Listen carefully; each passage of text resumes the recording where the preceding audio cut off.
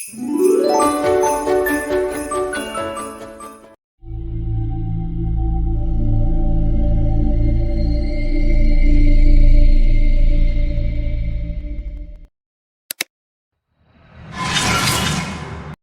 जमाने की बात है।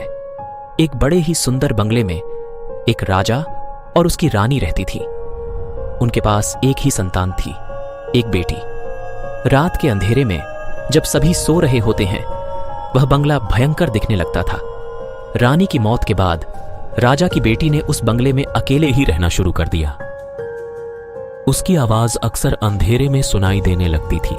जब भी रात होती, बंगले से कुछ अजीब आवाजें आने लगती थीं, जैसे किसी की चीखें। वह बेटी बहुत डरती थी, लेकिन उसने अपने आप को हिम्मत दिखाने के लिए बंगले में ही रहना जारी रखा।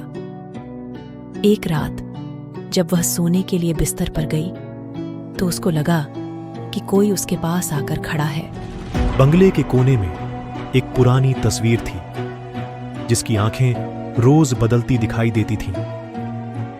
वह तस्वीर की ओर देखने के लिए मजबूर हो गई और तभी उसने देखा कि तस्वीर में कुछ लिखा है, तू अगली है।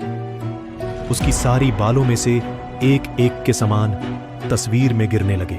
फिर एक और दिन जब उसने खिड़की से बाहर देखा, तो उसने एक छोटी सी लड़की को देखा, जो कि उसी तस्वीर की तरह उसकी तरफ मुस्कुरा रही थी। बंगले में हर रोज कुछ नया अजीब घटनाएं। वह बंगले से निकलने का प्रयास करती रही, लेकिन बंगले के हर दरवाजे और खिड़कियों को बंद पाकर खुद को बंधक बताते थे। अंत में वह तस्वीर के समान हो गई और उसकी आंखें भी रोज बदलने लगीं। बंगले के अंदर कुछ भी अब सामान्य नहीं था और वह बंगला अब एक भूतिया बंगला बन चुका था और उसकी आवाज अब रोज सुनाई देती थी, तू अगली है।